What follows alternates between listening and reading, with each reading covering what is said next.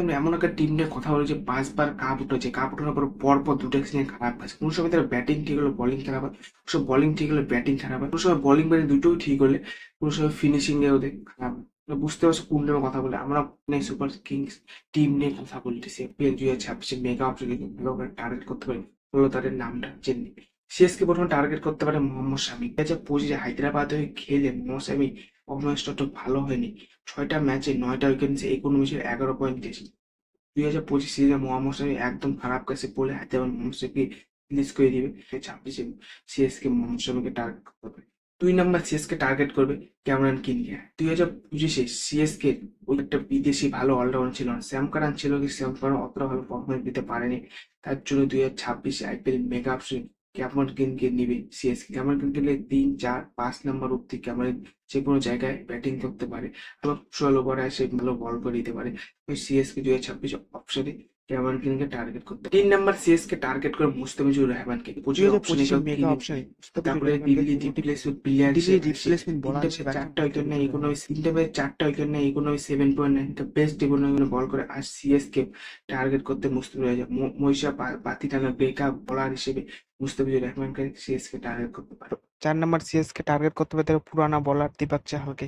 যাওয়ার দীপক চাহার পারফরমেন্সটা অতটা ভালো আসেনি। 14টা ম্যাচ খেলছে, 11টা উইকেট নিয়েছে, ইকোনমি ছিল 9.7। 2025-এ দীপক চাহার একদম খারাপ পারফরমেন্স ছিল, ছাব্বিশে এর জন্য এবার মুম্বাই দীপক ইন্ডিয়ান্স চাহারকে দীপক রিলিজ চাহারকে করে রিলিজ দেবে। করতে পারে। চেন্নাই যে 5 বার কাপ এসেছে তার মধ্যে দীপক চাহার কিছু না কিছু কন্ট্রিবিউশন ছিল বোলিং এর। 2026 মেগা অপশনে তার জন্য দীপক চাহারকে চেন্নাই সুপারকে টার্গেট করতে।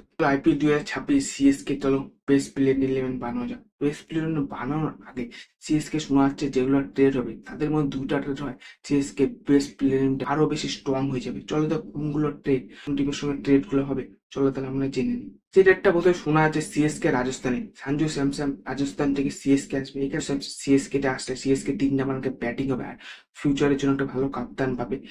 এই ডিলটা হলে সিএসকে এর এক পাশে ভালো হবে। তোমাদের কি মতামত? ডিলটা সিএসকে কি ভালো হবে না খারাপ হবে অবশ্যই কমেন্টে জানাই। আমার একটা শোনা আছে সিএসকে আর পাঞ্জাবে। সিএসকে পাঞ্জাব বলছে ম্যাক্সওয়েলকে নিয়ে ডেটটা হবে। 2024 আর 2025 সিজনটা ম্যাক্সওয়েল একদম খারাপ গেছে। ম্যাক্সওয়েল চেপোকে চারটা ইনিংস খেলে 4টা 76 রান করছে, স্ট্রাইক রেট 47.90, মানে স্ট্রাইকের ওখানে লাস্টে ফিনিশিং এ আসে ম্যাক্সওয়েল 6-4 মারতে পারে। চেন্নাই সুপার 2026-এ কিং অপশন আছে পাঞ্জাব সিএসকে ম্যাক্সওয়েলকে টার্গেট করতে পারে। চলো তাহলে series IPL Chennai 2026 super CSK king একটা পাঞ্জাব কিং ম্যাক্সওয়েলকে বানানো নিয়ে যায়। প্রথম ওপেনিং করতে আসবে ঋতুরাজ গায়কোয়াড় এবং আয়ুষ মাত্রে। 3 নম্বর আসবে সঞ্জু স্যামসন। 4 নম্বর আসবে শিবম দুবে।